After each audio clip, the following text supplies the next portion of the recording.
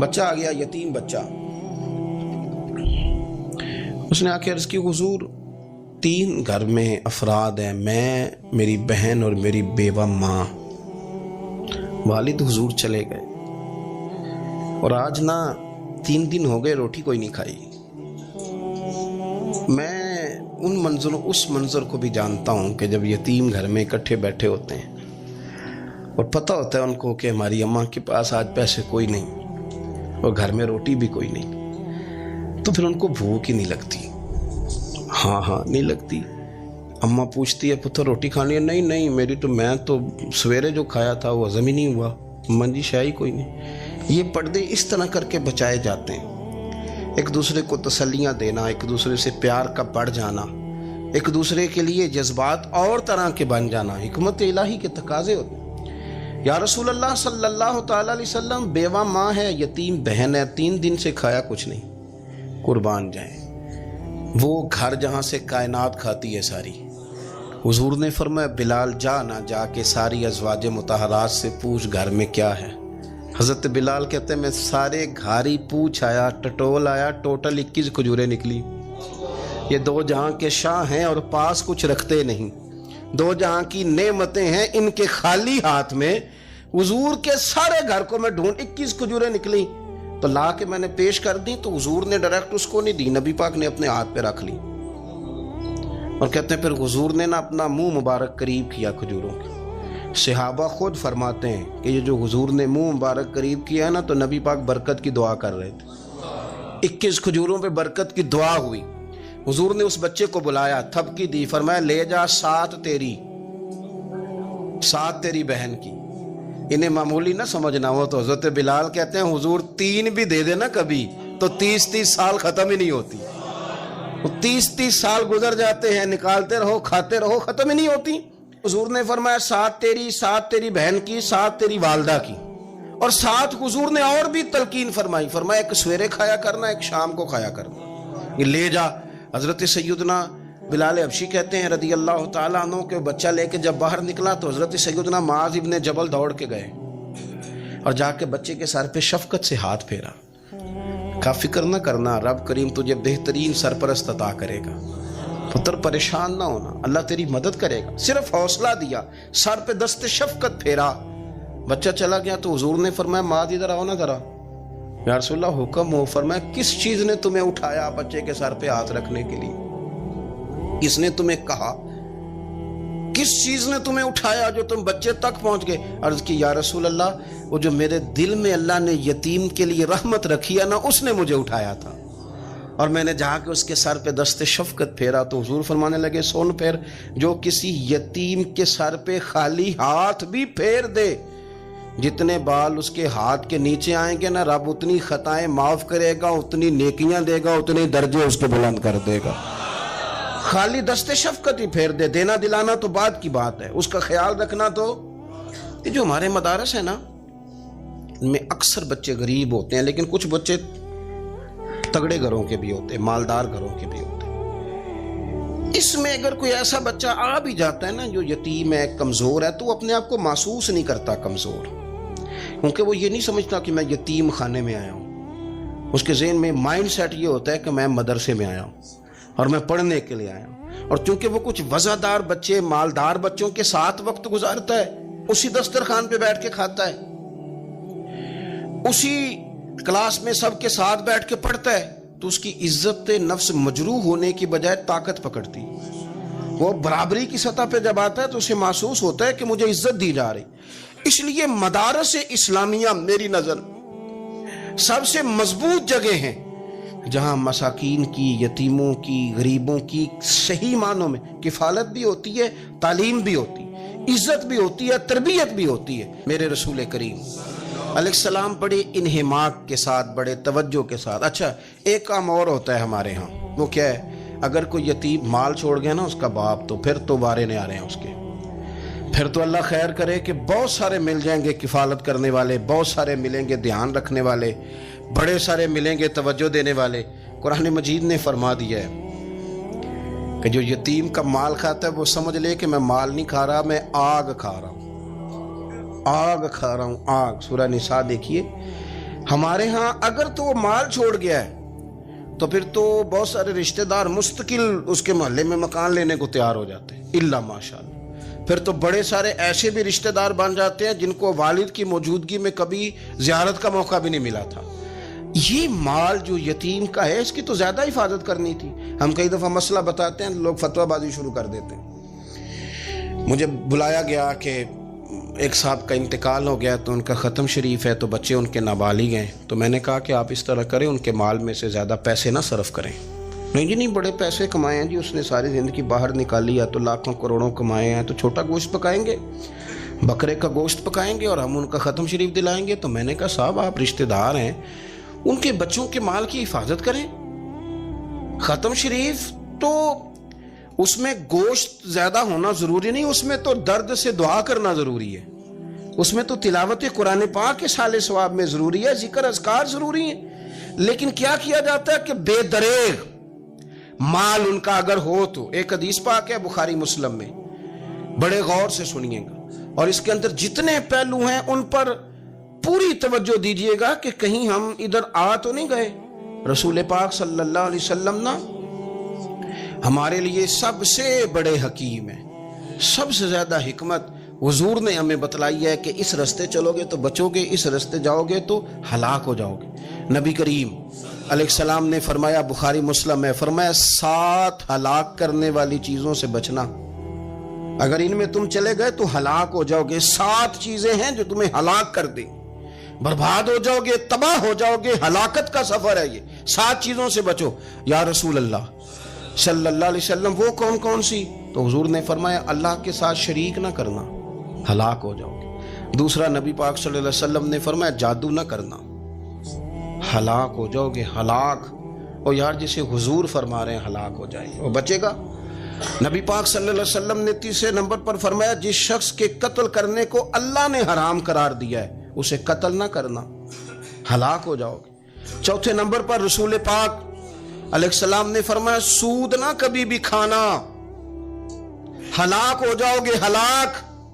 بڑی بڑی دلیلیں دی بینک والوں نے، بڑا سمجھایا تو حاجی صاحب مان گئے، محترم مان گئے، کہنے لگے نہیں جی نہیں وہ کاروبار میں لگاتے ہیں۔ بڑے بھولے بالے ہیں ہم، پتہ سارا ہے۔ اور دیکھو سب کاموں کے باوجود مستقل بینکوں میں پیسے اس اکاؤنٹ میں رکھے ہوئے ہیں جہاں سے مستقل سود آتا ہے۔ حضور نے فرمایا نہ کرنا یہ کام۔ تو کہتا ہے میں سود پہ پیسے لے کے کاروبار چمکاؤں گا، تیرے نبی پاک نے تو فرمایا تو ہلاک ہو جائے گا۔ تو کہتا ہے میں میل لگاؤں گا، حضور نے تو فرمایا ہلاکت ہے۔ تو کہتا ہے میں بڑا کچھ کر جاؤں گا تو ہلاکت ہے۔ اچھی طرح سمجھ لیں، اصل مال بھی ضائع ہو جاتا ہے اس بندے کا جو سود کا مال ملا لیتا ہے، اصل برکت بھی اڑ جاتی۔ اور میرے نبی پاک صلی اللہ علیہ وسلم نے 5ویں نمبر پہ فرمایا یتیم کا مال نہ کھانا، ہلاک ہو جاؤ گے۔ نہ کھانا ان کا مال، یہ کروڑوں ہو، اربوں ہو یا 10 روپے ہو، یتیم کا پیسہ نہ کھا جانا، ہلاک ہو جاؤ گے، ہلاکت تمہیں آ لے گی۔ اور پھر 6 نمبر پر نبی پاک علیہ السلام نے فرمایا کفر سے جہاد ہو رہا ہو تو کبھی پیٹ پھیر کے بھاگنا نہ، ہلاک ہو جاؤ گے۔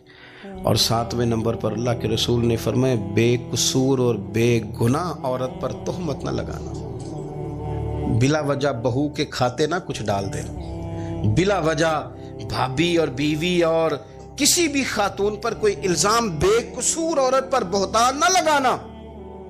مار مار کے ایک شخص نے بحال کر دیا بیوی کو اور بعد میں پتا چلا کہ جی مجھے شک ہے تویز کراتی ہے۔ کیا آپ کی سوچ ہے؟ مسلمان اللہ کو ماننے والا اور اس باتوں پر الزام لگائے گا تویز کرا کے لاتی؟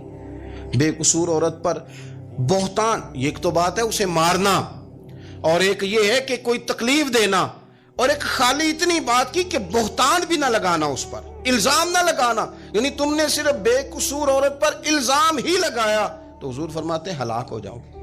یہ ہلاکت والا کام ہے، لیکن ہم بغیر سوچے سمجھے کہہ دیتے ہیں اس نے کہا ہے، اس نے کیا ہے، یہ کرتی ہے، یہ کام نہیں کریں۔ یہ 7 وہ چیزیں ہیں جو ہلاک کر دیں گی۔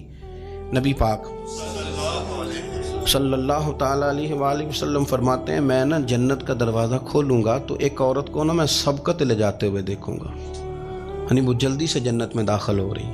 یا بعض شارحین کہتے ہیں کہ حضور داخل ہوتے ہی سب سے پہلے اس کا چہرہ دیکھیں گے، حضور فرمائیں گے تو پہلے ہی آ گئی، بی بی جنت میں، حضور نے دروازہ کھولا تو جلدی سے نظر آئی، تو پہلے آ گئی۔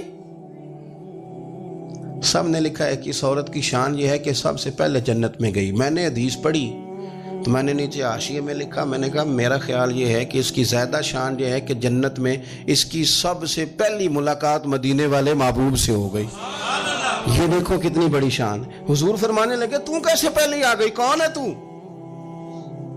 وہ کہنے لگی حضور میں بیوہ ہوں، میرے بچے یتیم تھے، میں نے ان کی خاطر نہ بیٹھی رہی، میں نے نکاح نہیں کیا، میں نے ان یتیموں کی پرورش کی، بیوہ بن کے زندگی گزار دی، ان یتیموں کے لیے بیٹھی رہی۔ اس کو جائز ہے، یہ کر سکتی تھی، لیکن اس نے سوچا کہ میں ان کی نگہبانی یتیموں کے لیے بیٹھی رہی۔ آج شان یہ ہے کہ مدینے والے کے لیے جب دروازہ کھلا ہے تو اس بی بی کو بھی رب کریم نے فوراً ہی جنت عطا فرما دی۔ یہ سب سے پہلے گئی۔ میں نے دیکھی ہیں ایسی عورتیں 23 سال میں بیوہ ہوئی پر عمر بچوں کے نام کر دی۔ اسے پتہ تھا کہ کل کو جب یہ بڑے ہوں گے تو یہ اپنے کمرے کا دروازہ بند کر لیں گے، یہ نہیں پوچھیں گے کہ اماں سوئی ہے کہ جاگ رہی ہے، ان کا آنا جانا الگ سے ہو جائے گا، ان کے تعلقات اپنے ہو جائیں گے، پر یہ بیٹھی رہی۔ اس نے بچوں کو وقت دیا تو بچے تو کیا اس کو صلہ دیتے تھے، رب نے یہ صلہ دیا ہے کہ سب سے پہلے اسے جنت میں داخلہ عطا فرمایا۔ ابو داؤد شریف میں مسند امام احمد بن حنبل میں حدیث ہے، نبی پاک صلی اللہ علیہ وسلم کے چچا زاد تھے حضرت جعفر طیار، مولا علی شیر خدا کے بھائی تھے، جنگ موتا میں شہید ہو گئے۔ وہاں سے کوئی خبر لے کے نہیں آیا، لیکن رب خبریں دیتا ہے نا اپنے حبیب کو، اللہ غیب کے خزانوں کی کنجیاں دیتا ہے اپنے محبوب کو۔ نبی کریم صلی اللہ تعالی علیہ وسلم نا ان کے گھر گئے، ان کی زوجہ کا نام اسماء بنت امیس تھا۔ حضور نے فرمایا اسماء میرے بھتیجوں کو میرے پاس لاؤ، محمد بن جعفر اور عبداللہ بن جعفر رضی اللہ تعالیٰ عنہ۔ بچے قریب آئے، حضور کو پتہ ہے ان کے والد شہید ہو گئے۔ نبی پاک نے اپنی ناک مبارک ان کے رخساروں پہ رکھے، پھر حضور نے ان کا ماتھا چوما، پھر نبی پاک صلی اللہ علیہ وسلم نے سینے سے لگایا، فرمایا حجام کو بلاؤ نا ذرا، ان کے بال تراشے کتنی بڑے ہو گئے، حجامت ہونے والی۔ حضور پیار کر رہے تھے، آنکھوں میں آنسو تھے، تو جناب اسماء قریب آئیں، کہنے لگے حضور میرے شوہر کی کوئی خبر آ گئی ہے؟ تو نبی پاک صلی اللہ تعالیٰ علیہ وسلم نے گردن مبارک اٹھائی تو آنکھوں میں آنسو تھے، فرمایا رب نے میرے بھائی کو شہادت کا درجہ عطا کیا ہے، فرمایا کوئی آہو بقا نہ کرنا میرے بھائی پر، اللہ نے اسے شہادت کا درجہ دیا ہے۔ حضرت جعفر طیار کے گھر والوں کے لیے حضور نے صحابہ کو حکم دیا کہ یہ غم میں ہیں، ان کے لیے کھانے پکا کے لاؤ۔ پھر نبی پاک ان بچوں سے پیار کرنے لگے، فرمانے لگے یہ جو ہے نا محمد بن جعفر یہ اپنے دادا جناب ابو طالب سے ملتا جلتا ہے، اور یہ جو عبداللہ بن جعفر ہے یہ تو سارا میرے ساتھ ملتا جلتا ہے۔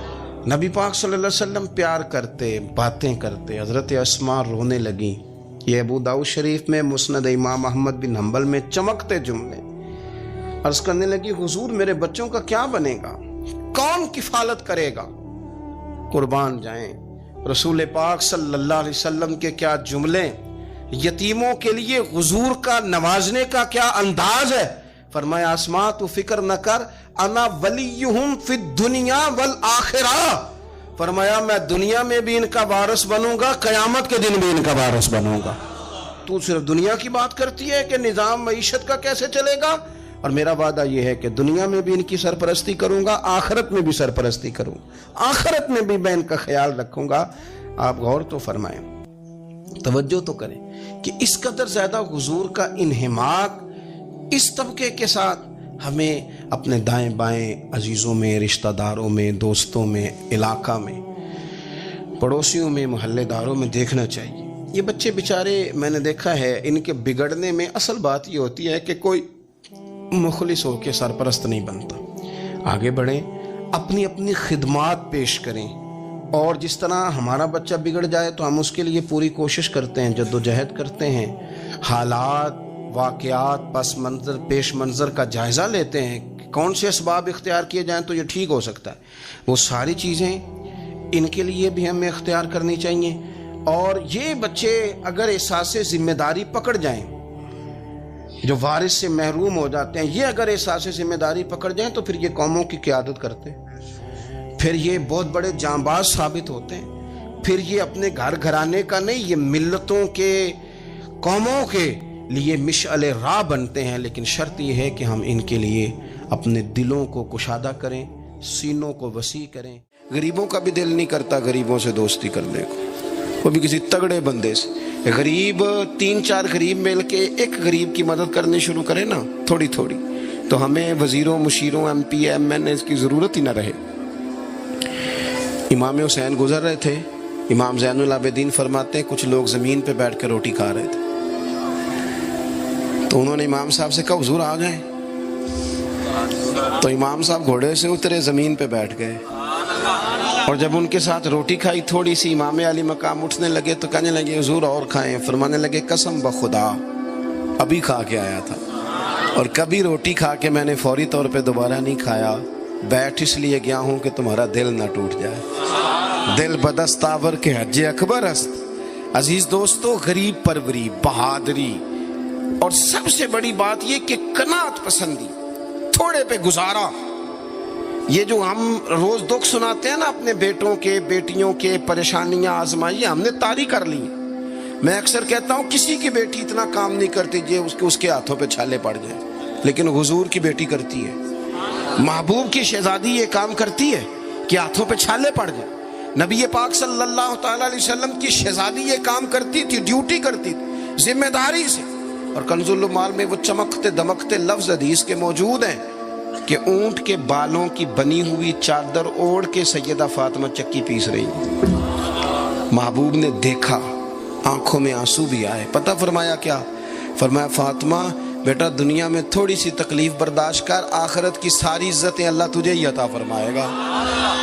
اپنے گھروں کے اندر یہ خوبصورت ماحول لائیں۔ اور پھر سب سے بڑی بات یہ تھی کہ ان کا جو رشتہ تھا نا مصلی کے ساتھ۔ سبحان اللہ۔ یہ اذان کس کی ہے؟ اذان ایک کا ہی جواب دینا ضروری ہوتا ہے جی، زیادہ اذانیں ہو رہی ہیں نا تو ایک کا ہی جواب دیا جاتا ہے، آپ توجہ کریں میری بات پر۔ عزیز دوستو، نبی پاک صلی اللہ علیہ وسلم بڑی تگڑی ہے۔ او جناب وہ آج کل جو ہمارے نقیبے محفل ہوتے ہیں نا، وہ تو کوئی صلی اللہ تعالی علیہ وسلم، ہمارے جو محفل کے اسٹیج سیکٹری ہوتے ہیں وہ تو کوئی 3-4 منٹ لگاتے ہیں جنت میں بھیجنے میں، پر نعت خواں تو 1.5 منٹ ہی لگاتا ہے۔ اندر تسی جلسہ کراؤ تو جنت تہاڈی۔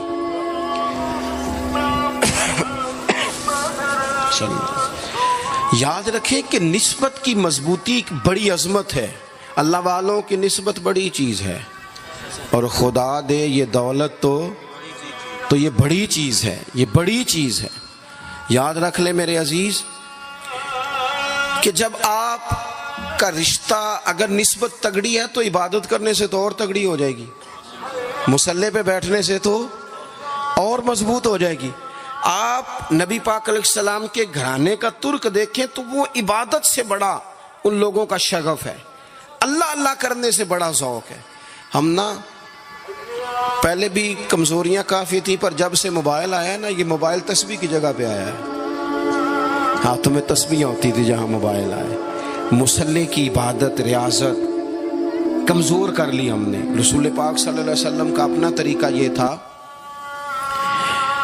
کہ حضرت عائشہ صدیقہ رضی اللہ تعالیٰ عنہ فرماتی ہیں کہ حضور نے ساری رات نماز پڑھی اور قدم شریف میں ورم آ گیا۔ کبھی آیا ہمارے پہ پیروں میں ورم عبادت کر کے؟ ساری رات نماز پڑھی، قدمین شریفین میں ورم آ گیا، اور جب قدموں میں ورم آ گیا نا تو فرماتی ہیں میں نے عرض کی یا رسول اللہ آپ کے تو صدقے اللہ اگلے پچھلوں کے گناہ معاف کرے گا، اور آپ اس قدر زیادہ آہوزاری کرتے ہیں۔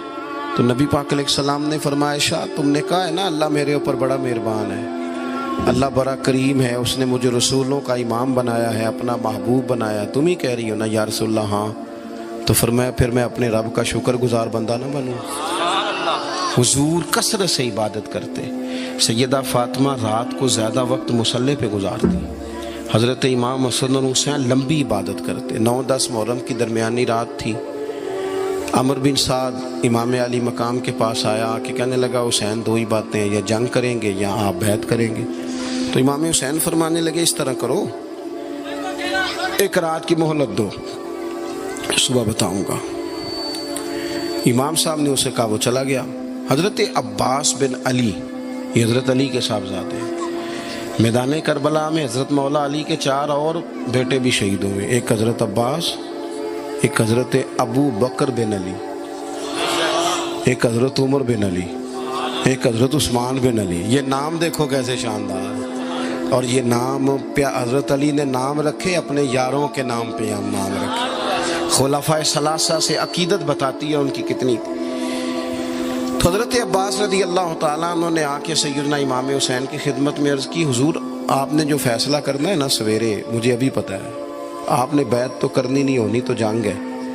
تو یا رسول اللہ صلی اللہ علیہ وسلم، اے امام علی مقام رضی اللہ تعالیٰ عنہ، آپ نے رات کی مہلت کیوں لی؟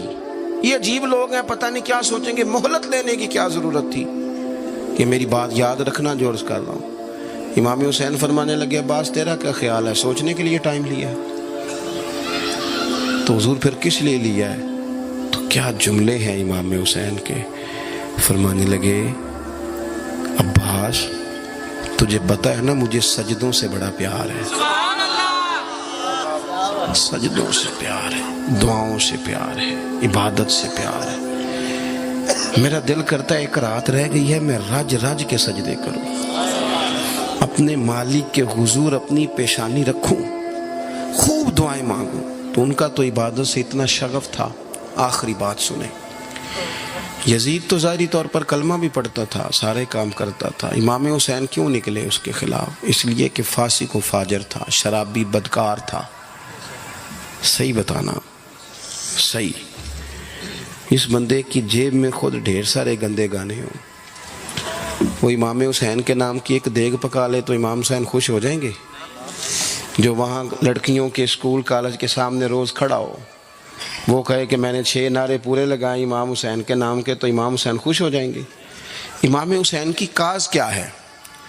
وہ کہتے ہیں کہ ایسے لوگ جو فاسق و فاجر ہوں، اعلانیہ گناہ کرنے والے، وہ کبھی بھی عنان حکومت پہ آنے نہیں چاہیے۔ اور اگر ہم سپورٹر ووٹر ان لوگوں کے ہوں، ہم انہی لوگوں کے سپورٹر ووٹر ہوں جو ظالم ہیں، فاسق و فاجر ہیں، اور ہم بات کریں امام حسین کی، ہم سے نہ رقم ہوں گے قصید یزید کے، ہم لوگ تو حسین کے سیرت نگار ہیں۔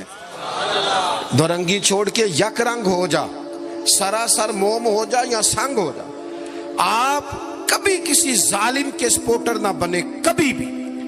آپ کو پتا چل گیا بندہ غلط ہے تو ڈٹنا سیکھیں، کھڑے ہونا سیکھیں۔ وَلَا تَحْسَبَنَّ اللَّهَ غَافِلًا عَمَّا يَعْمَلُ الظَّالِمُونَ، اللہ ظالموں کے کاموں سے بے خبر نہیں ہے۔ کبھی کسی ظالم کی سپورٹ نہ کرے، کبھی بھی۔ میرے نبی پاک علیہ السلام نے فرمایا، جس نے زمین کی ایک بالشت پر ظلم کیا نا، اللہ 7 زمینوں کا طوق بنا کے قیامت کے دن اس کے گلے میں ڈال دے گا۔ کبھی کسی ظالم کے ساتھ کھڑے نہ ہونا، کبھی بھی، ایک منٹ کے لیے۔ وہ ایک دفعہ ایران کا ایک بادشاہ تھا، تو اس نے سوچا کہ میں اپنے بیٹے کو نا گھوڑ سواری سکھا لی ہے، تیر اندازی سکھائی ہے، تو میں نا اسے دین بھی پڑھاؤں۔ اس نے ایک بزرگ عالم کا انتخاب کیا، کہ میرے بیٹے کو آپ نا کتاب و سنت پڑھائیں۔ تو بچہ ایک زمانہ استاد کے پاس کئی سال جاتا رہا۔ جب اس کی تعلیم مکمل ہو گئی نا، تو ایک دن فارغ ہو گیا، جس طرح ہمارے ہاں چلیں آمین ہوتی ہے یا دستار ہوتی ہے، بچے کی تکمیل ہو گئی۔ ایک دن ویسے ہی استاد صاحب نے گھر بلایا، کہا پتر میرے پاس آؤ۔ بچہ چلا گیا تو استاد صاحب نے اندر سے کنڈی لگا لی اور بچے کو کافی سارے تھپڑ مارے، کھینچا، زد و کوب کیا، مارا۔ بچے نے گھر آ کے والد کو شکایت لگائی، تو والد کہنے لگے، پتر تیرے استاد عالم فاضل بندے ہیں، ایسے بلا وجہ مارا، میری سمجھ میں نہیں آتا۔ ماں کو کہا تو اماں کہنے لگی، پتر تیرا باپ کہتا تو ٹھیک ہے، چلو حالات بدل گئے، زمانہ بیت گیا، وہ بادشاہ فوت ہو گیا، یہ بیٹا تخت پہ بیٹھا۔ اب وہ درد نہیں جاتا تھا اندر سے کہ استاد نے زیادتی کی میرے ساتھ۔ اس نے پہلا حکم یہ جاری کیا کہ میرے استاد کو بلاؤ۔ استاد بڑے بوڑھے ہو گئے تھے، ضعیف تھے، چھڑی پہ جھکے ہوئے، 2 بندے لے کے آئے، استاد جی کو کھڑا کیا، استقبال کیا، کرسی بھی دی۔ کہنے لگا، استاد جی ناراض نہ ہونا، میں بے اختیار تھا، آپ سے پوچھ نہیں سکا، آج میں نے پوچھنے کے لیے بلایا ہے، میرا قصور کیا تھا؟ استاد صاحب نے یوں آنکھیں کھولی، کہنے لگے پتر یہ جو آج دن آیا نا اسی دن کے لیے مارا تھا، یہ جو آج دن آیا ہے نا اسی دن کے لیے تیری پٹائی کی تھی۔ کہا استاد جی کیوں؟ کہنے لگے پتر کتنے کو سال ہو گئے مار کھائی کو؟ کہا کو 13-14 سال ہو گئے، بھولی تو نہیں نا زیادتی؟ کہا جی بھولی نہیں۔ فرمانے لگے اس لیے تجھے مارا تھا کہ ایک نہ ایک دن تو نے باپ کی جگہ پہ بیٹھنا ہے، پتر خیال رکھنا اگر میں نے تیرے ساتھ کوئی زیادتی کی تھی تجھے 14 سال نہیں بھولی تو بھی کسی کے ساتھ نہ کر بیٹھنا، اسے قیامت تک نہیں بھولے گی، اور ایک عدالت صبح قیامت بھی لگے گی، پھر وہاں جواب دینا ہے۔ ثم لتسألن یومئذ عن النعیم، جو تمہیں اقتدار کی نعمت ملی ہے اس کا خیال رکھنا، اللہ تعالیٰ حساب لے گا۔ غریب آدمی کو قرض کی ضرورت پڑ گئی، 1000 دینار چاہیے۔ میں کہہ چکا ہوں کہ درہم چاندی کا ہوتا تھا، دینار سونے کا، اب 1000 دینار لینا ہے۔ تو جس بندے سے اس نے کہا، اگرچہ وہ نیک بندہ تھا، اس نے کہا یار 1000 دینار دے دو، تو کہنے لگا کوئی گواہ ہے تیرے پاس؟ وہ کہنے لگا غریبوں کا گواہ کون ہوتا ہے؟ ہاں ایک گواہ ہے۔ کہا کون؟ کہا میرا رب، وہ تیرے اور میرے بیچ گواہ ہے۔ اس نے کہا کوئی کفیل، اگر تو پیسے نہ دے سکے تو وہ بعد میں دے دے، یا تجھے کچھ ہو جائے تو وہ دے دے۔ اس نے کہا کفیل بھی میرا اللہ ہی ہے، میرے پاس اگر ہے تو رب کریم کا نام ہے، اگر اعتماد کر سکتا ہے تو کر لے۔ بندہ نیک تھا، اس نے کہا رب کے نام پہ، رب کی کفالت پہ، اللہ کو گواہ بنا کے میں تیار ہوں تجھے 1000 دینے کی۔ اس نے 1000 دینار دے دیا، وقت واپسی کا طے ہو گیا، وہ چلا گیا پیسے لے کے۔ اس نے پوری محنت کی کہ میں نے وقت پہ پیسے لوٹانے، پوری محنت بھی کر لی، اللہ نے مدد بھی کر دی، پیسے بھی اس تاریخ کو اسے مل گئے۔ بعض لوگوں کا تو لوٹانے کا دل ہی نہیں نہ ہوتا۔ فرمایا حدیث پاک میں کہ تو لوٹانے کا ارادہ کر، رب تیری مدد بھی فرمائے گا۔ لیکن یہاں بہت سارے لوگ کہتے ہیں خیر ہے، ارادہ ہی نہیں، تو پھر جس طرح کا بندے کا گمان ہو رب بھی اسی طرح کا معاملہ فرماتا ہے۔ اس نے پیسے جمع بھی کر لیے اور واپس دینے کو تیار بھی ہو گیا، لیکن رستہ بحری جہاز کا تھا، کشتی کا تھا، دریا کے رستے واپس آنا تھا۔ اب وہ جب آ گیا دریا کے کنارے تو بڑی کوشش کی، پر وہاں اسے کوئی کشتی نہیں ملی۔ وقت پہ پیسے لوٹانے ہیں، سفر کرنا ہے، اب سواری میسر نہیں ہے۔ سوچ سوچ کے پریشان تھا کہ میں نے تو اللہ کے نام پہ لیے۔ اچانک دل میں ایک تجویز آئی، اس نے ایک لکڑی لی، لکڑی کو اندر سے کھولا، 1000 دینار اس میں بھرا، بخاری پڑھ رہا ہوں، اور ساتھ ایک خط بھی لکھا کہ یار میں پیسے پہنچانا چاہتا تھا پر مجھے کوئی چیز نہیں ملی دریا کے اس پار آنے، اللہ کے نام پر تیری طرف روانہ کر رہا ہوں۔ اور یہ کہہ کہ وہ لکڑی دریا میں رکھ دی، وہ لکڑی ڈوب گئی ہے، واپس آ گیا۔ وہ جس نے پیسے لینے تھے وہ عین مقررہ وقت پر دریا کنارے آیا۔ صبح سے سرے شام تک اس نے انتظار کیا، دل ڈھلنے لگا تو دل میں خیال آ گیا کہ یار نہیں، اس نے دینے ہی نہیں، جھوٹا وعدہ کر گیا، پہنچا ہی نہیں وقت پہ۔ اب جب واپس لوٹنے لگا تو اچانک دریا میں ایک لکڑی تیرتی ہوئی دکھائی دی، کہنے لگا لے جاتا ہوں، شام کو روٹیاں پکانے کے کام آئے گی، ایندھن بنا کے جلا لوں گا، ہنڈیا پک جائے گی۔ لکڑی اٹھا کے جلانے کے لیے گھر لایا، گمان تھا کہ وہ نہیں آیا وعدہ کر کے، اللہ کو کفیل اور وکیل بنا کے اور گواہ بنا کے پھر بھی نہیں آیا۔ لکڑی لے کے گھر گیا، بخاری ہے، اور جب اس کو چیرا نہ کہ میں اس کی آگ جلاؤں گا، کھولا تو اندر سے 1000 دینار بھی نکل آیا، خط بھی نکل آیا۔ اب ذرا سمجھنا، اس کے دل میں بات کس نے ڈالی کہ تو لکڑی میں پیسے ڈال دے؟ اللہ نے۔ اس بندے کو مقررہ وقت پہ کنارے بھیجا کس نے؟ لکڑی صرف اسی کے ہاتھ آئی تو یہ بندوبست کیا کس نے؟ اللہ نے۔ گھر جا کے چیری تو پیسے بحفاظت اس تک پہنچائے کس نے؟ تو پھر ہمیں بھی توجہ اللہ کی جانب ہی کرنی چاہیے، ہمارے پہ دل کی توجہ رب کی طرف ہی ہونی چاہیے نا، ہمیں ادھر ادھر جانے کی، دیکھنے کی، بندوں پر غور کرنے کی ضرورت کیا ہے؟ وہ پیسے پہنچ گئے، یہ وہاں اپنی جگہ پہ پریشان تھا، اس نے 1000 دینار اور جمع کیا۔ پھر دوبارہ ایک دن دریا کنارے آیا، کشتی مل گئی، بیٹھ کے اپنے اس بھائی کے پاس آیا، کہنے لگا دیکھنا مجھ پر بدگمان نہ ہونا، پیسے اس تاریخ کو بھی جمع کر لیے تھے، دریا پہ آیا تھا پر کشتی نہیں ملی تھی، پھر میں نے نا لکڑی میں ڈال کے خط ڈال کے تیری طرف بھیج بھی دیے تھے، لیکن آج میں پھر لے کے آ گیا ہوں۔ وہ کہنے لگا خوش ہو جا، جس رب کو تو نے میرا اور اپنا گواہ بنایا تھا اس رب نے میرے تک پہنچا بھی دیے ہیں۔ جب لوگ اللہ کو گواہ بناتے ہیں، رب کی جانب اپنی توجہ کرتے ہیں، اپنی چاہتوں، خواہشات اور اپنی ساری چٹھیاں اپنے رب کریم کی رحمت کی طرف روانہ کرتے ہیں، پھر اللہ اپنے بندوں کو مایوس نہیں کرتا، اللہ اپنے بندوں کو نواز دیتا ہے۔ حضرت عبد الرحمن ابن عوف کہتے ہیں میرا ایک دن دل کیا تھا کہ یہ دولتیں چلی جائیں، میں غریب ہو جاؤں۔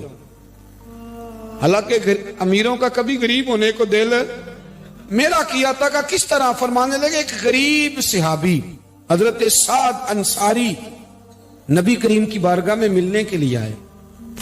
انہوں نے جب نبی پاک کے سامنے ہاتھ کیے نا ملانے کے لیے، قربان جائیں، انہوں نے ہاتھ پیچھے کرنا چاہا پر میرے نبی نے ان کا ہاتھ تھام لیا، حضور نے زور سے پکڑ لیا۔ انہوں نے ایک دفعہ چاہا، اصل میں آپ سمجھے نہیں نا میں کیا کہہ گیا ہوں، یعنی حضور نے ہاتھ تھام لیا، یعنی نبی کریم نے ان کا اپنے دست مبارک سے ہاتھ پکڑ لیا۔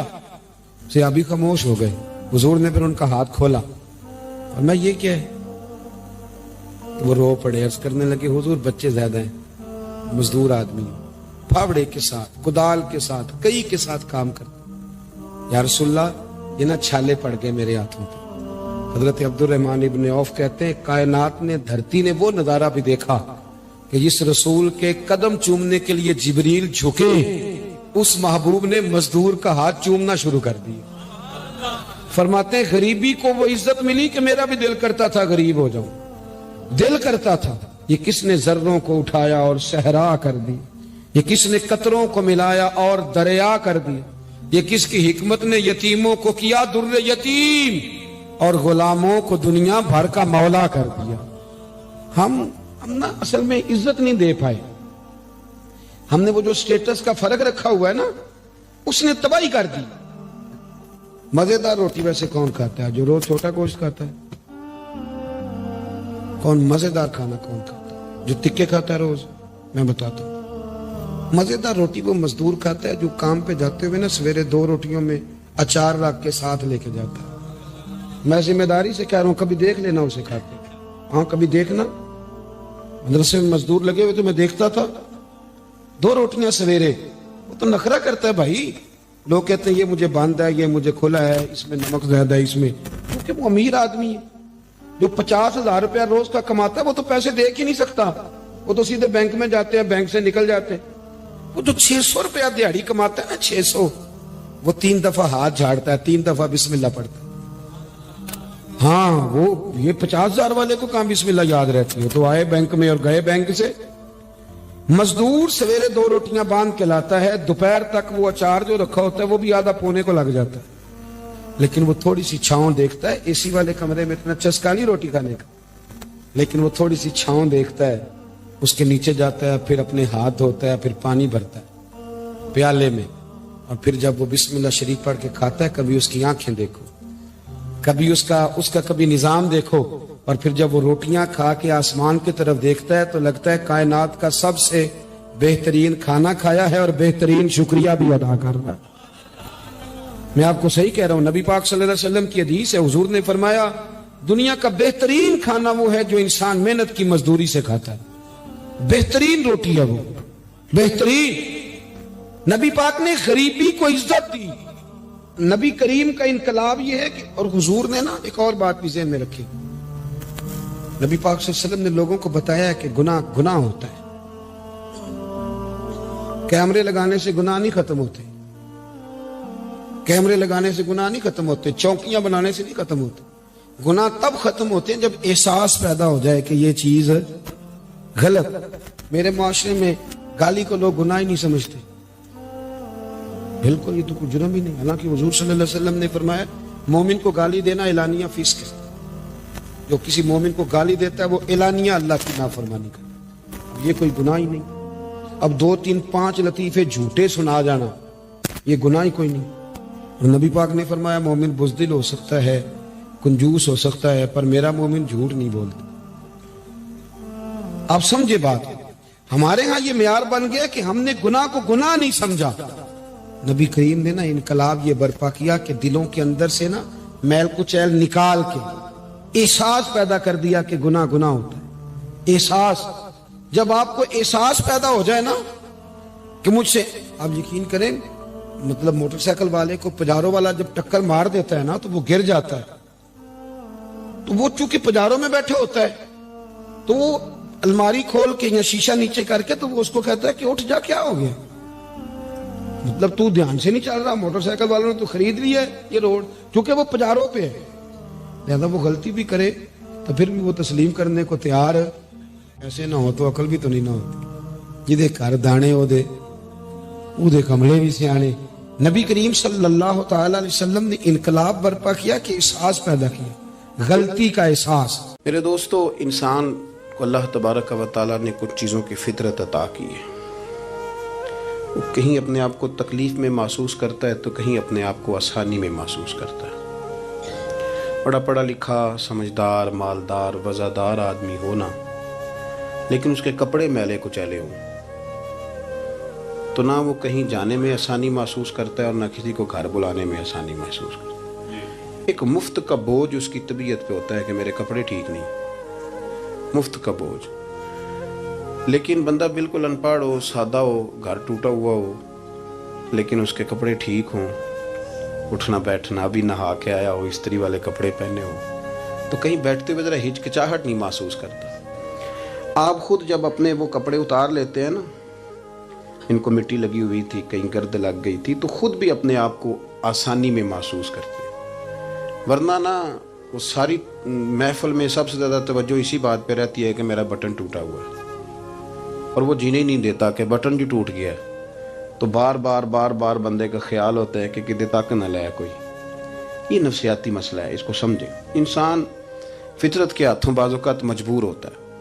जिस तरह इंसान का ज़ाहिरी हुलिया ठीक ना हो तो पूरे सुकून में नहीं होता, इसी तरह अगर बातिन पे कोई बोझ हो ना,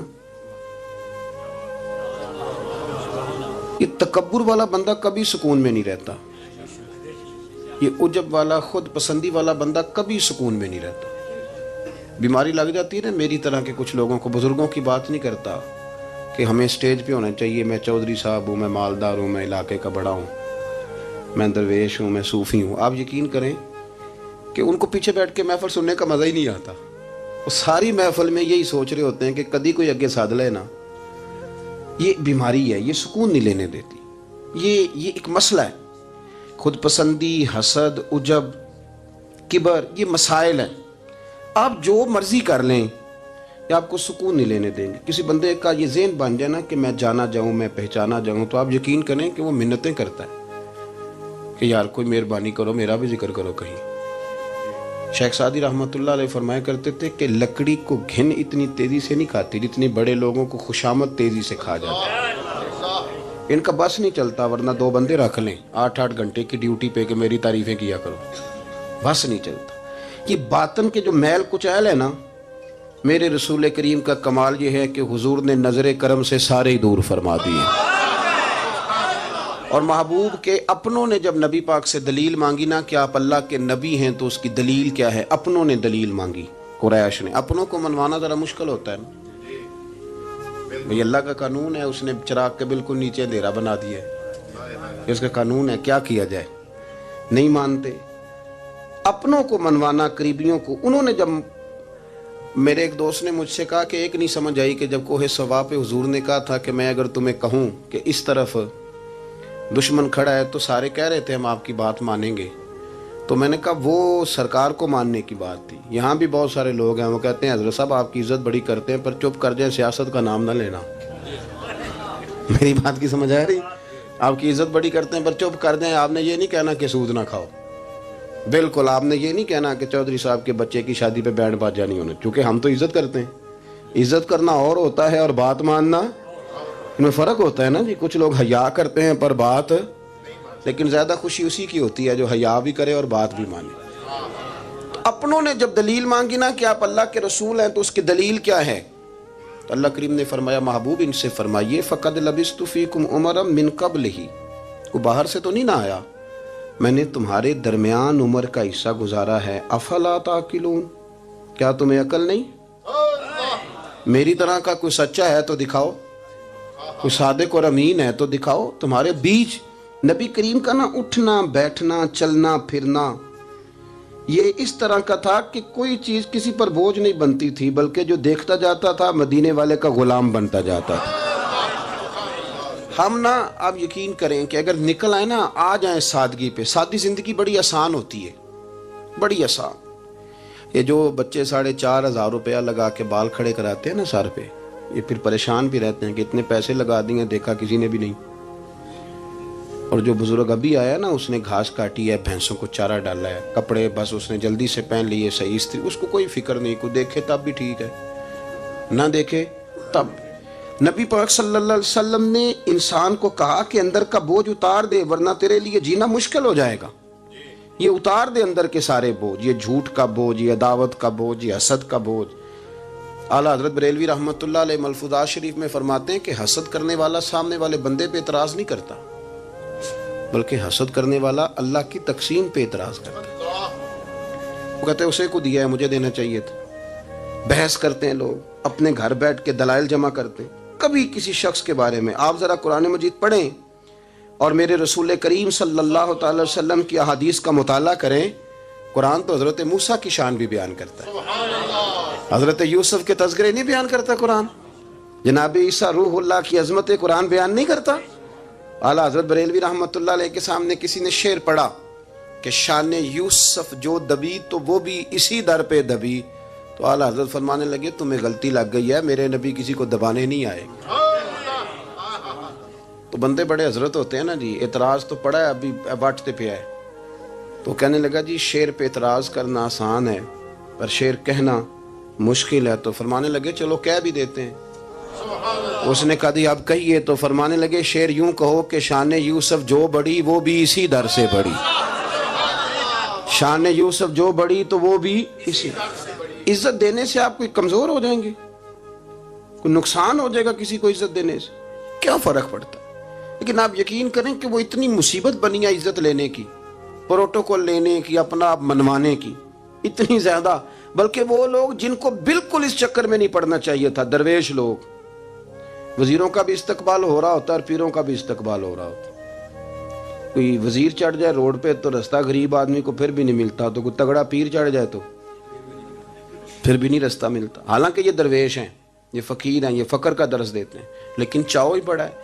میرے رسول کریم صلی اللہ علیہ وسلم نے سادہ اور سمجھ والا اور عین طبیعت کے مطابق، جس میں کسی بندے کو کوئی مشکل نہ ہو۔ پتہ ہے میرے محبوب کا کمال یہ تھا کہ نبی کریم تک رسائی بڑی آسان تھی، ہر بندہ بڑی آسانی سے پہنچ جاتا، بڑی آسانی سے۔ بخاری میں بھی حدیث ہے، لیکن قاضی اعجاز رحمۃ اللہ تعالی علیہ نے بڑے پیار سے لکھی ہے اور انوکھا رنگ ان کی تحریر میں چھلکتا ہے۔ حضرت انس بن مالک رضی اللہ تعالیٰ عنہ فرماتے ہیں کہ ملک شام کا ایک شخص حضور کی بارگاہ میں حاضر ہوا اپنے بادشاہ کا کوئی پیغام لے کے۔ غریب آدمی نا ویسے ہی طبعاً ہی تھوڑا سا مایوس ہوتا ہے، ڈر رہا ہوتا ہے، وہ سہما ہوا ہوتا ہے، لیکن حالات کے سہمے ہوئے لوگوں کو بتا دو حالات بدل جاتے ہیں، ایک جیسے نہیں رہتے۔ لیکن یہ بیچارے سہمے، یہ ہر جگہ ڈر رہے ہوتے ہیں، یہ آستانوں پہ بھی ڈر کے پیچھے بیٹھے ہوئے ہوتے ہیں، آستانوں پہ بھی پروٹوکول مل رہا ہوتا ہے جس کی جیب تگڑی ہوتی ہے، تو ڈرتے ہیں یہ لوگ اور ان پہ پریشر بڑھا دیا جاتا ہے، کچھ ایسے کام کیے جاتے ہیں جن سے ان کی دلوں پر بوجھ بھی رہتا ہے کہ نہیں یہاں بات کوئی نہیں کرنی۔ حضرت انس بن مالک رضی اللہ تعالیٰ عنہ فرماتے ہیں جب وہ آیا نا نبی کریم کی بارگاہ میں تو وہ کانپنے لگا، کوئی بات بھی نہیں ہوئی، کوئی ایسا مسئلہ بھی نہیں ہوا، لیکن وہ کانپنے لگا اور تھر تھر کانپنے لگا۔ تو اللہ کے رسول صلی اللہ علیہ وسلم نے اسے فرمایا کہ کیوں ڈرتے ہو، کیا بات؟ کہنے لگا میں مدینے کی جو ریاست ہے اس کے سربراہ کے پاس آیا ہوں، غریب آدمی ہوں، ڈر لگتا ہے کوئی ایسی بات نہ ہو جائے کہ آپ ناراض ہو جائیں۔ تو انہوں نے تو دیکھا تھا نا ان لوگوں کو کہ جو جانور کو مالک کی مرضی کے بغیر چھاؤں میں باندھ دیتے تھے تو مار پڑتی تھی، اتنا سیانا ہو گیا تو مرضی کرے گا، مجھے ڈر لگ رہا ہے۔ حضرت انس بن مالک کہتے ہیں بات کہاں کی تھی، چلی کہاں گئی؟ اس نے کیا کہا اور پھر جواب میں میرے محبوب نے کیا فرمایا؟ آپ ذرا بات کا لیول دیکھیں اور حضور کی گفتگو کا سٹیٹس دیکھیں۔ یہ وہ لوگ، یہ وہ تربیت ہے جو لوگوں کے دلوں اور روحوں تک اترتی ہے۔ میرے نبی کریم صلی اللہ تعالی علیہ وسلم نے بات سنی تو حضور رو پڑے اور اتنا روئے کہ گھٹنوں کے بل زمین پر بیٹھ گئے۔ جناب انس بن مالک فرماتے ہیں حضور فرمانے لگے نہ بھائی تو کسی بادشاہ کے پاس نہیں آیا، نہ تو کسی حکمران کے پاس نہیں آیا، تو اس بیٹے کے پاس آیا ہے جس کی ماں گوشت کے خشک ٹکڑے کھا کے بھی رات گزار لیا کرتی. میری ماں تو گوشت کے خشک ٹکڑے کھا کے رات گزار لیتی تھی. نہ تو کسی. حضرت انس بن مالک کہتے ہیں اس نے بات سنی تو وہ بھی رو پڑا, اور میں نے سنی تو میں بھی رو پڑا. دوستو, رسول کریم دیکھیں نا ہم لوگوں نے کس طرح کا لیول بنایا ہوا ہے. ابھی تک وہ جو دولت کا رٹا ہے تھوڑا بہت, وہ ابھی تک چلتا ہے. ابھی تک خاندان کے اندر کوئی بندہ امیر ہو جائے تو چودھری بھی وہی ہوتا ہے, سیانا بھی, میرا تو خیال ہے پیر بھی وہی ہوتا ہے. شرط یہ ہے کہ اس کے پاس پیسے ہونے چاہیے. وہی شیخ ہوتا ہے, سارا کچھ وہی ہوتا ہے. نبی پاک صلی اللہ علیہ وسلم نے ہمیں کہا کہ یہ تمہارے اندر کے بوجھ ہیں. ماہا کافی صدرک, گناہ جو ہوتا ہے یہ کھٹکتا ہے سینے میں, یہ بندے کو پریشان کرتا ہے, بندہ تکلیف میں ہوتا ہے کسی کو پتہ نہ چل جائے. ہم لوگوں نے آہستہ آہستہ کر کے نا احساسات کی دنیا چھوڑ دی ہے. ہمارا مزاج نہیں, چھوٹی چھوٹی باتیں ہوتی ہیں لیکن ہم توجہ نہیں کرتے. کوئی اتنا مشکل بات نہیں کہ رات کو بیٹا پھل لے کے آیا تو اپنی بیوی کے کمرے میں چلا گیا. لوگ اس کی ماں کو اور اس کے باپ کو یہ بات آسانی سے کہہ دیتے ہیں کہ آپ حوصلہ کریں, دفع کریں, جو کر رہا ہے کرنے دیں. لیکن جس بندے کی کل کمائی اس کا پتر ہو, اور بھری جوانی میں جس نے کہا ہو بیوی سے کہ چل میں پرانے کپڑوں پہ عید گزار لوں گا, تو نئے کپڑے بچوں کے لے آ. جس نے 30 سال سعودی عرب میں, دبئی میں, مسقط میں, پردیس میں گزارے ہوں اور وہاں کمبل بھی نہ بدلا ہو کہ چلو بچے میرے پڑ جائیں, اس کی کل کمائی باغ تیرے دی کر کر راکھی, ساری عمر گزاری تو جدوں یہ باغ پکن تے آیا لے گئے اور وپاری, تو وہ پھر جا کے تو 6 کنو رکھ کے پلیٹ میں اپنی بیوی سے کہتا ہے جا ابا جی کو دے آ. یہ کہنا آسان ہے باپ کو کہ تو صبر کر, حوصلہ کر, پر وہ باپ جب پیچھے پلٹ کے دیکھتا ہے تو کہتا ہے دنیا نے تو تجھے تحفہ دیا ہوگا, میں نے تو جوانی تجھے دے دی, خوشیاں ساری تیرے نام کر دی, اور تو میرے ساتھ یہ سلوک کرنے چلا. احساسات نہیں, اس کو پتہ ہی نہیں. روز دوست کو ٹیلی فون کرتا ہے کہ آج باہر سے کھانا کھائیں. کبھی ابا جی کو بھی کرنا کہ ابا جی آج میرے بغیر روٹی نہ کھانا, میں آؤں گا تو مل کے کھائیں گے. کبھی کہے اماں کو کہ اماں مجھے بڑے بڑے ریسٹورنٹ میں وہ مزہ نہیں آیا کہ تیرے ہاتھ کے چاولوں کی روٹی میں مزہ آیا, آج پکا نا.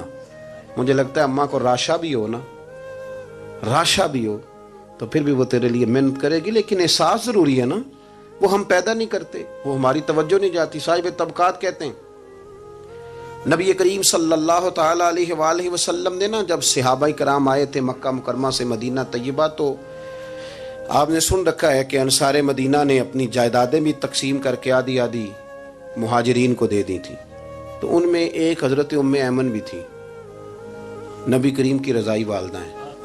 یہ حضرت عبداللہ رضی اللہ تعالیٰ عنہ جو سرکار کے والد گرامی, ان کی آزاد کردہ لونڈی. حضرت سیدہ طیبہ طاہرہ جناب آمنہ رضی اللہ تعالیٰ عنہ کی بھی بڑی خدمت کی انہوں نے. ان کو بھی ایک باغ ملا ہوا تھا. جب وہ خیبر کے علاقے فتح ہو گئے, یہودیوں سے بہت سارے علاقے لے لیے, تو اللہ کے رسول صلی اللہ علیہ وسلم نے فرمایا اب اس طرح کرو کہ یہ جو تم نے جائیدادیں لی ہوئی ہیں نا انصار سے, یہ واپس کر دو اور تمہیں اس میں سے دے دیتے ہیں. اور حضور علیہ السلام نے انصار مدینہ سے بھی کہا کہ میں ان کو یہ جائیدادیں دے کے اور تمہاری واپس کرانے لگا ہوں. تو انصار نے تو وہاں بھی بڑا انوکھا جواب دیا کہ یا رسول اللہ ہماری والے بھی رہنے دیں اور وہ والے بھی ان کو دے دیں. وَيُقْصِرُونَ عَلَىٰ أَنفُسِهِمْ وَلَوْ كَانَ بِهِمْ خَصَاصَةٌ, یہ بھی ان کے پاس رہنے دے. محبوب نے فرمایا نہیں, میرا فیصلہ یہی ہے. حضرت ام ایمن رضی اللہ تعالیٰ عنہ کے حصے میں ایک باغ آیا ہوا تھا, تو محبوب کریم سید عالم صلی اللہ علیہ وسلم نے کہا اماں جی آپ کو کوئی اور باغ دے دیتے ہیں, یہ والا باغ واپس کر دیں. سیدھی سادی بی بی تھی, ناز تھا کہ میں نے حضور کی خدمت کی ہے بچپن میں, ناز تھا. کہنے لگی میں تو نہیں واپس کرتی, یہ ناز ہے, ورنہ حضور کو کوئی انکار کر سکتا, میں تو نہیں واپس کرتی. حضرت عائشہ صدیقہ رضی اللہ تعالیٰ عنہ فرمانے لگی اماں جی یہ آپ کیا کہہ رہی ہیں؟ حضور فرمانے لگے عائشہ آپ خاموش ہو جائیں, یہ بڑھاپا ہے, اس کے احساسات ہیں, اس کے جذبات ہیں. آپ یقین کریں کئی دفعہ بوڑھے بیچارے نا درد سے بات نہیں بتاتے کسی کو, وہ کہتے ہیں کیا کریں, کپڑا اٹھائیں تاکہ پیٹ ننگا ہو جائے, کیسے بات کریں. نبی کریم سید عالم علیہ الصلوۃ والسلام اماں جی کے قریب گئے, کہا اماں جی میرے ساتھ چلو ایک دفعہ باغ دیکھ تو لو. حضور ساتھ لے کے گئے, ایک باغ دکھایا تو کہنے لگی نہیں میں نے نہیں لینا, یہ مجھے میرے والا ٹھیک ہے. حضور نے پھر دوسرا دکھایا, کہنے لگی یہ بھی نہیں مجھے پسند. محبوب نے تیسرا دکھایا تو کہنے لگی یہ تو میرے والے باغ سے بھی پیارا ہے, یہ میں لے لوں گی. جب وہ مسکرائیں تو حضرت عائشہ کہتی ہیں میں نے حضور کی آنکھوں میں آنسو دیکھے، فرمایا الحمدللہ اس کا دل نہ راضی ہو گیا ہے۔ یہ طریقہ ہے میرے عزیز، تھوڑے احساسات تو پیدا کریں، تھوڑے اپنے جذبات۔ کتنی خود غرضی والی زندگی ہے کہ مجھے صرف میرا ہی خیال ہے، اور جو جہاں بیٹھا ہے نا، پتہ ہے ہم پریشان زیادہ کیوں ہیں؟ میں مولوی ہوں تو میں سارا دن یہی تقریریں کرتا ہوں، لوگ مولویوں کی عزت نہیں کرتے، لوگ مولویوں کی عزت نہیں کرتے، تو میں کہتا ہوں چھوڑیں یہ رٹا، عزت مانگنے کی کیا ضرورت ہے؟ اب منت مانگ کے عزت کرانی ہے؟ چھوڑیں، کوئی ضروری ہے؟ میں اس طرح کرتا ہوں کہ میں عزت کرنی شروع کر دیتا ہوں، میں کرتا ہوں نا 15-20 علماء کی عزت، چلو ہم آپس میں شروع کر لیتے ہیں، تو خود بخود باقی بھی مسئلہ ٹھیک ہو جائے گا۔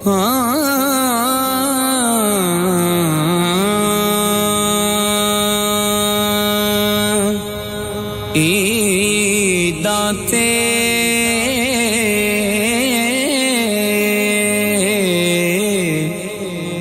شب راتاں آیاں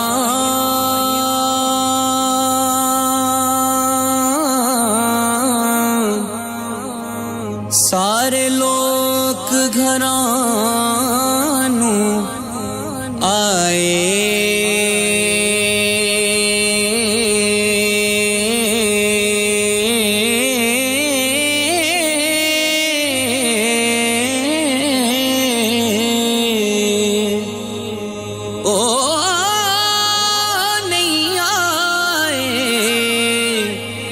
پرت محمد جڑے شکایت کرتے ہیں عزت نہیں کی جاتی، عزت کیوں آپ بھیک مانگتے ہیں؟ کیا ضرورت؟ پیار دینا شروع کریں، روز بروز مطالبہ کرنا کہ میری خدمت کرو، میرے پیچھے چلو، اس سے تو دقت پیدا ہوتی، انسان تکلیف میں رہتا ہے۔ میرے رسول کریم علیہ السلام خیال رکھتے، چھوٹے چھوٹے بچوں کے جذبات کا بھی خیال کرتے، بوڑھوں کے جذبات کا بھی خیال کرتے۔ نبی کریم صلی اللہ علیہ وسلم ہر شخص کے بارے میں ایسا نظریہ رکھتے کہ جس سے قوم کو سکون ہوتا، دلوں کے اندر اطمینان پیدا ہوتا۔ حضرت عائشہ صدیقہ رضی اللہ تعالیٰ عنہ فرماتے ہیں ایک دن گھر میں تشریف فرماتے اور طبیعت مبارک میں نا بڑی، میں دیکھ رہی تھی کہ بڑا حشاش بشاش ہے سرکار کا مزاج، بڑی خوبصورتی۔ آج غم امت میں حضور اس طرح پریشان نہیں جیسے اکثر ہوتے ہیں۔ آپ فرماتی ہیں باتیں چل رہی تھی تو بیٹھے بیٹھے حضور فرمانے لگے کہ عائشہ میں تمہیں بتاؤں تم مجھ سے راضی کب ہوتی ہو اور ناراض کب ہوتی ہو؟ کہتے میں نے عرض کی یا رسول اللہ میں اور آپ سے ناراض۔ فرمایا چل سن تو لینا، سن تو لینا، ذرا بات سننا، ذرا سن تو لے، سننا۔ عرض کی یا رسول اللہ حکم فرمائیں۔ فرمایا تم کبھی کبھی قسم اٹھاتی ہو، ذرا احساس کی شدت دیکھی، لفظوں اور جملوں کا خیال رکھنا، سامنے والے کا اسے آسانی دینا۔ نبی کریم صلی اللہ، دیکھیں نا، میں نہیں پرواہ کرتا جی، اب بیبیوں کی باتیں کون سنے، میں نہیں پرواہ کرتا جی فلانا تو ان پڑھ ہے، لیکن جو ہمیں حضور نے ذوق دیا جینے کا، جو تسلی دی ہمیں زندہ رہنے کے لیے، جو ہمیں کہا کہ یہ چیز تمہیں جوان کرے گی، ٹھنڈا رکھے گی، نبی کریم صلی اللہ تعالیٰ علیہ وآلہ وسلم فرمانے لگے عائشہ تم نا کبھی کبھی قسم اٹھاتی ہو؟ کہا یا رسول اللہ اٹھاتی ہوں۔ فرمایا جب تم تھوڑا بہت ناراض ہوتی ہو نا کہ کسی اور زوجہ کے پاس وقت زیادہ گزر گیا ہے، تو پھر تم پتہ کس طرح قسم اٹھاتی ہو؟ تم کہتی ہو مجھے ابراہیم علیہ السلام کے رب کی قسم، اور جب تم راضی ہوتی ہو تو کہتی ہو مجھے محمد مصطفیٰ کے رب کی قسم۔ اور مجھے پتہ ہے۔ جناب عائشہ کہتی ہے میں رو پڑی، میں نے کہا محبوبہ بات بالکل اسی طرح ہی ہے، لیکن قربان جاؤں یہاں تک خیال رکھتے ہیں آپ، حضور یہاں تک احساسات ہے، یہاں تک۔ فرمایا مجھے پتہ ہوتا ہے کب تمہارا جذبہ کیا ہے اور کب تمہارا رنگ کیا ہے۔ دوستو یہ چیزیں جب نکل جاتی ہیں نا مزاج سے پھر آسانی ہو جاتی ہے، لیکن وہ ہمارا اپنے آپ کو پسند کرنا، اپنی طبیعت پہ ناز کرنا، اپنے آپ کو دیکھتے رہنا اور اپنی تعمیر میں اتنا غرق ہونا کہ باقی ساری خوبصورتیوں سے بھول ہی جانا، صرف نظر ہی کر لینا۔ تھوڑا تھوڑا پیار بانٹیں، اتنا اوپر کھڑے ہو کے نیچے دیکھو گے تو ہر چیز چھوٹی نظر آئے گی، کبھی کبھی نیچے کھڑے ہو کے بھی اوپر دیکھیں، انشاءاللہ بڑے بڑے قد والے لوگ دنیا میں ملیں گے، بڑے بڑے قد والے۔ بہت سارے لوگ مجھے کہتے ہیں نہیں کامل پیر نہیں ملتا، میں کہ نہیں ملتا، پیسے بندے دی جیب ٹھیر سارے ہوں تو پھر کامل پیر کیویں ملے؟ اور 2 MA وہ کر جائے چاہے سیپلیوں میں ہی پاس کر جائے، پھر کامل پیر کیسے ملے؟ وہ ہو چودھری صاحب اور اس کو پیر مل جائے، ان 3 بندوں کو پیر ملتا، اس کے لیے تو تھوڑا نیچے اترنا پڑتا ہے نا جی۔ پہلے جو برتن بھرا ہوا ہو تو اس میں پیر صاحب کیا ڈالیں گے؟ کوئی خالی ہوگی تو شے اندر آئے گی نا۔ اپنی زندگی میں تھوڑا سا لیول.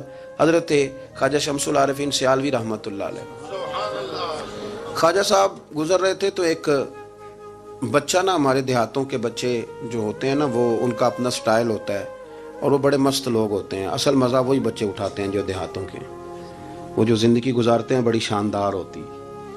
میں آپ کو تجربے کی روشنی میں کہہ رہا ہوں، میں نے دیہات بھی کھول کے دیکھے اور شہر بھی سارے دیکھے الا ماشاء اللہ، ڈھیر سارے شہر میں نے دیکھے، اور میں نے اس میں دیکھا ہے کہ زیادہ سکھی یہی بچے رہتے ہیں جو مٹی میں بھی کبھی کبھی دوڑتے ہیں، ہاں جو سن لیتے ہیں تھوڑی بہت. آپ یقین کریں کہ سارے گاؤں کے بوڑھے ہی دادا ہوتے تھے اور سارے ہی چاچے ہوتے تھے اور سارے ہی. اب تو رٹا بن گیا، اب تو مسئلہ خراب ہو گیا، عجیب سی الجھن لوگوں نے پیدا کر دی. خواجہ صاحب رحمۃ اللہ علیہ گزر رہے تھے تو ایک بچہ بیری کو روڑے مار رہا تھا. روڑے سارے جمع کر لیے اور مارتا جا رہا ہے. اور یہ بچے گاؤں کے جب یہ فائرنگ کرتے ہیں نا بیری پہ تو یہ روڑے پہلے جمع کر لیتے ہیں تاکہ پھر بے دریغ بغیر رکنے کے اپنا کام کرتے رہیں. تو مار رہا تھا تو حضرت شمس العارفین رحمۃ اللہ تعالیٰ علیہ آپ بھی گزرے، مریدین ساتھ تھے، تو ایک دو روڑا نا حضرت کو بھی لگ گیا. تو فرمانے لگا پتر ذرا خیال کرنا، میں بوڑھا آدمی ہوں، اس عمر میں تو زخم بھی ٹھیک نہیں ہوتے. اس نے بچے نے پلٹ کے دیکھا تو وہ تو جانتا تھا نا کہ چائے سے کیتلی زیادہ گرم ہوتی ہے، مرید ماریں گے. اس نے دوڑ لگا دی، بھاگا اور سر پٹ دوڑا. اور جب وہ تیزی کے ساتھ دوڑا نا، تیزی کے ساتھ، اللہ اکبر، تو خواجہ صاحب نے بھی مریدوں سے کہا اس کو پکڑ کے لاؤ. پکڑ کے لائے تو خواجہ صاحب فرمانے لگے دوڑتا کیوں؟ کہنے لگا جی دو حرفی بات ہے، آپ ماریں گے، آپ کے مرید ماریں گے، روڑا جو لگ گیا. کیا انداز ہے بزرگوں کا، پیار بانٹنے کا. یہ چیزیں انسان کو بڑا میٹھا رکھتی ہیں. آپ یقین کریں پروٹوکول سے نکل آئیں آپ سوکھے ہو جائیں گے، آسان زندگی. خواجہ صاحب رحمۃ اللہ تعالیٰ علیہ فرمانے لگے ویسے تو کر کیا رہا تھا؟ کہنے لگا میں روڑے مار رہا تھا بیری کو. تو فرمایا بیری تجھے جواب میں کیا دیتی ہے؟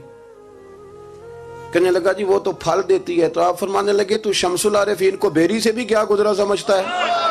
آپ اتر میرے سینے سے لگ، اور جو پھل میں تجھے دوں گا نا پہلے کبھی نہ کسی نے دیا ہوگا.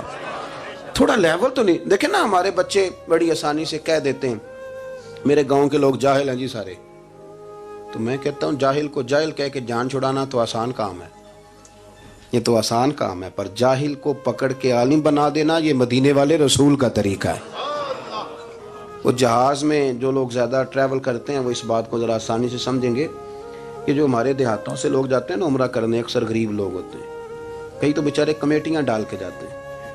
تو وہ جب چڑھتے ہیں نا جہاز پہ تو بچہ پڑھا لکھا بیٹھا ہو تو بابا جی کو نہیں پتا ہوتا تو وہ سیٹ نمبر کیسے دیکھنا ہے، تو بیٹھ جاتے ہیں جہاں جگہ ملے، سمجھتے ہیں بس ہی ہیں. تو بچے تنقید کر رہے ہیں جی ساڈے پنڈ دے بندے نہیں سیانے ہو سکتے، دیکھو انہوں نے بس ہی سمجھا ہوا ہے، اور ہنستے ہیں، پھبتیاں کستے ہیں، مذاق اڑاتے ہیں.